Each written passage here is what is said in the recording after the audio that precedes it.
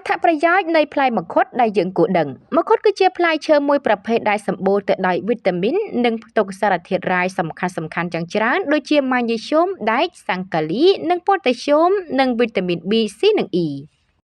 ខាងក្រោមនេះគឺជាអត្ថប្រយោជន៍ដែលទទួលបានពីផ្លែមង្ឃុតទី1មានជាតិកាសរសៃ Fiber នៅក្នុងផ្លែមង្ឃុតជួយទប់ស្កាត់មិនឲ្យអ្នកទទួលទានប្រឈមនឹងជំងឺធាត់និងលើសទម្ងន់ទី2វាជួយជួសជុលគ្រឿងក្នុងសារពាង្គកាយឲ្យបានល្អឡើងវិញរួមទាំងប្រឆាំងនឹងវីរុសនិងបាក់តេរីដូចជាជំងឺគ្រុនក្តៅនិងផ្ដាសាយធម្មតាជាដើម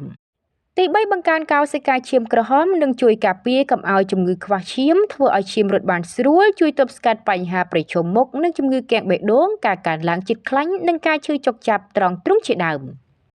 ទី4កាត់បន្ថយជាតិខ្លាញ់នៅក្នុងរាងកាយទី5ជួយទប់ស្កាត់បញ្ហាប្រឈមនឹងរបេងនិងជំងឺឆ្លងផ្សេងទៀតប្រឆាំងនឹងបាក់តេរីច្រើនប្រភេទហើយវាក៏អាចជួយឲ្យប្រព័ន្ធស៊ាំក្នុងរាងកាយខ្លាំងក្លាផងដែរទី6ផ្លែមង្ឃុតជំរុញដល់ការជួសជុលកោសិកាដែលងាប់និងការពារពីការកើតជំងឺមហារីកនិងជំងឺនានាដែលទាក់ទងនឹងសរសៃឈាមនិងបេះដូងទី7ប្រឆាំងនឹងជំងឺដាច់សរសៃឈាមការពារមិនឲ្យលើសសម្ពាធឈាមនិងការស្លាប់មួយចំហៀងខ្លួនដែលបណ្ដាលមកពីលើសសម្ពាធឈាម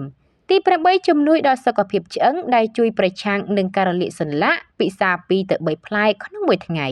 ទី9ជំនួយដល់ប្រព័ន្ធចងចាំប្រឆាំងនឹងជំងឺភ្លេចភ្លាំងឬវង្វេងវង្វាន់ពេលចាស់ជរាទី10ជំនួយដល់សុខភាពស្បែកធ្មេញមិនឲ្យឆាប់ចាស់និងខូចរួមទាំងជួយថែរក្សាស្បែកដូចជាការពារពីជំងឺមុនជំងឺស្បែកស្ងួតនិងរលាកស្បែកផងដែរទី11ប្រឆាំងនឹងរ៉ាឌីកាល់ដែលធ្វើឲ្យមនុស្សមានអារម្មណ៍តានតឹងទី12ផ្លែមង្ឃុតក៏ជួយទៅលើបញ្ហាថ្លើមតម្រងនោមទឹកនោមផ្អែមរលាកសន្លាក់លើសឈាមជំងឺផាគីនសាន់ជំងឺក្រពេញទីរ៉ូអ៊ីននិងសុខភាពខុសប្រក្រតីរបស់ខួរក្បាលផងដែរ